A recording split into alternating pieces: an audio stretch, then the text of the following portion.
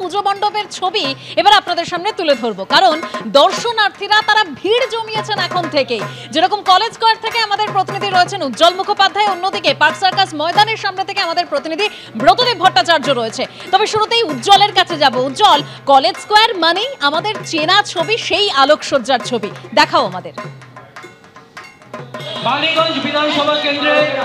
একদম তাই, তোমাকে আলোকসজ্জার ছবি সবার প্রথমে দেখাবো। এই যে আলোকসজ্জাটা দেখতে পাচ্ছ, এবার কিন্তু একেবারে কম্বোডিয়ার একটি মন্দির, সেই মন্দিরকে তুলে ধরা হয়েছে এই আলোকসজ্জার মধ্য দিয়ে, এবং গোটা মন্দিরটাই কিন্তু ঠিক এইভাবে তৈরি করা হচ্ছে। এই মন্দিরের নাম হচ্ছে অঙ্করভাট মন্দির। এই মন্দিরের বৈশিষ্ট্য হচ্ছে যে এই মন্দিরটা যখন তৈরি করা হয়েছিল তখন মূলত বিষ্ণু দেবীর সাধনা করার জন্য এই মন্দিরটা নির্মাণ করা হয়েছিল, কিন্তু পরবর্তী ক্ষেত্রে এখানে বৌদ্ধরা তারাও কিন্তু এখানে তাদের অর্চনা করেন, তাদের প্রার্থনা করেন।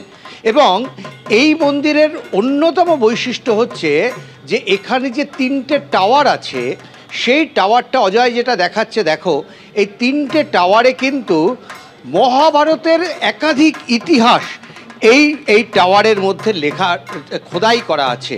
সমুদ্র মন্থন এই টাওয়ারের মধ্যে আছে, কুরুক্ষেত্র যুদ্ধ, রাম রাবণের কাহিনী এবং একাধিক এরকম বিষয়।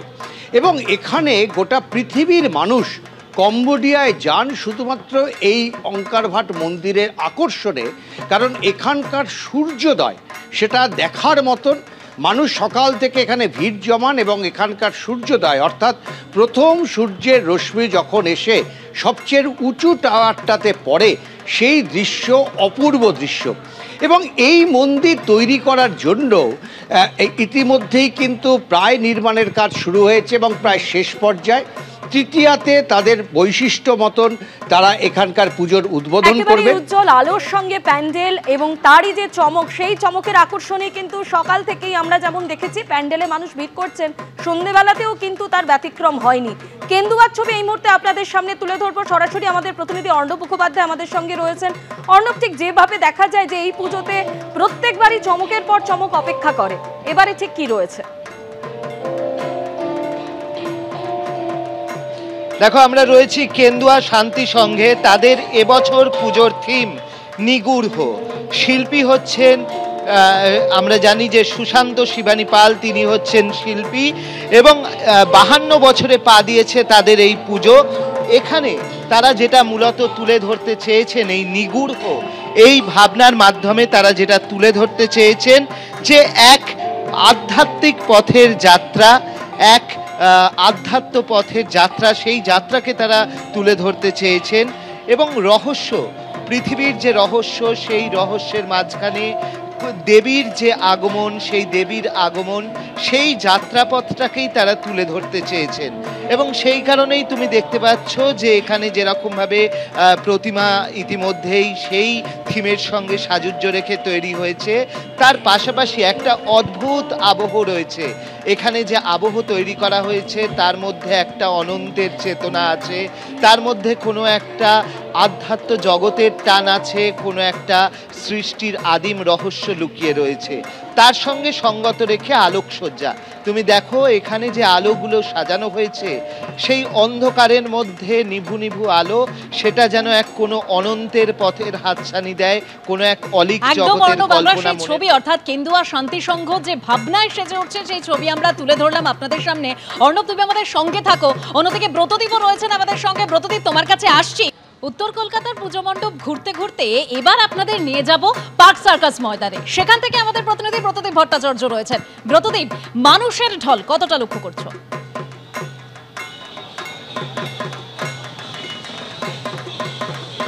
দেখো, পুজো কিন্তু উদ্বোধন এখনো হয়নি। পার্ক সার্কাস সার্বজনীন দুর্গোৎসব উদ্দীপনী আর কিছুক্ষণের মধ্যেই সে পুজো উদ্বোধন হবে, কিন্তু তার আগে থেকেই বহু মানুষ তারা কিন্তু এই পুজো মণ্ডপ দেখতে চলে এসেছেন। এবছর পার্ক সার্কাস সার্বজনীন দুর্গোৎসব উদ্দীপনীর 85তম বর্ষ এবং এবছর তারা পরিবেশন করেছেন সোনার কেল্লা। আমরা জানি সত্যজিৎ রায়ের সেই সোনার কেল্লা এবং রাজস্থানেও যার নিদর্শন রয়েছে, একেবারে সেই সোনার কেল্লাটিকে কার্যত তারা ফুটিয়ে তুলতে চেষ্টা করেছেন তাদের এই মণ্ডপে। আমি ক্যামেরা আমার সহকর্মী সন্দীপকে দেখাতে বলবো যে বিভিন্নভাবে অতি সাধারণ জিনিস দিয়ে কিন্তু এই মণ্ডপ তৈরি করা হয়েছে, কিন্তু একটা অপরূপ সাজ দেওয়া হয়েছে। এবং শুধু তাই নয়, মণ্ডপটি সোনার কেল্লার আদলে হলেও দেবী প্রতিমা সেটাতে কিন্তু সাবেকি ছোঁয়াই থাকছে। এবং সব থেকে বড় আকর্ষণ এই পার্ক সার্কাস সার্বজনীন দুর্গোৎসব উদ্দীপনীর আজকে তাদের এই উদ্বোধনী অনুষ্ঠান একটা বিশেষ মাত্রা পাবে, কারণ আজকে প্রায় 500 ড্রোন দিয়ে তারা একটি লাইট অ্যান্ড সাউন্ড শো করবেন এবং এই যে মণ্ডপ, সেই মণ্ডপের উদ্বোধনের আগেই সেই লাইট অ্যান্ড সাউন্ড শো হবে। 500 ড্রোন, সেই 500 ড্রোন দিয়ে বিভিন্ন আকৃতি তৈরি করা হবে এবং মূলত সমস্ত আকৃতি কিন্তু এই দুর্গা পুজোকে কেন্দ্রিক। এবং স্বাভাবিকভাবেই বুঝতে পারছো, সেই একদিকে সেই ড্রোন এবং অন্যদিকে এই পুজো মণ্ডপ, সব দেখতেই কিন্তু মানুষের উৎসাহ একেবারে তুঙ্গে।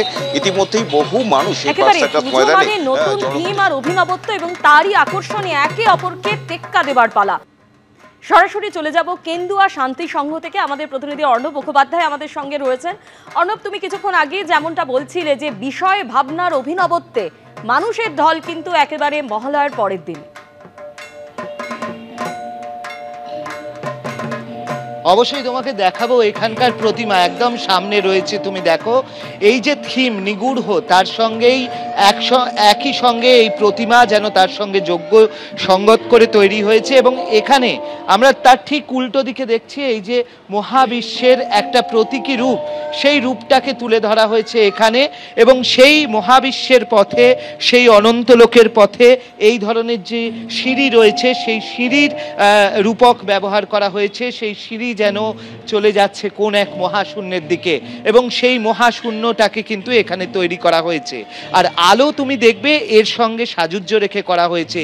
খুব ছোট ছোট আলোর ব্যবহার, কিন্তু এই সামগ্রিকভাবে এই ছোট ছোট আলোর ব্যবহার মিলেই যেন এখানে একটা অদ্ভুত মিস্টিক পরিবেশ সেটা তৈরি করেছে এবং যেটা দেখার জন্য এখন থেকে কিন্তু মানুষজন আসছে। কলকাতা বিমানবন্দরে অস্ত্রসহ আটক প্রাক্তন তৃণমূল কাউন্সিলর। কলকাতা বিমানবন্দরে সিআইএসএফ এর হাতে ধৃত পূজালীর প্রাক্তন তৃণমূল কাউন্সিলর শেখ আমিরুল ইসলাম। শেখ আমিরুল ইসলাম পূজালীর 14 নম্বর ওয়ার্ডের প্রাক্তন তৃণমূল কাউন্সিলর। তৃণমূল নেতার লাগেজ ব্যাগ থেকে উদ্ধার আগ্নেয়াস্ত্র ও 6 রাউন্ড কার্তুজ। তৃণমূল নেতাকে এনএসসিবিআই থানার হাতে তুলে দিল সিআইএসএফ। সরাসরি আমাদের প্রতিনিধি পার্থপ্রতিম ঘোষ এই মুহূর্তে আমাদের সঙ্গে রয়েছেন।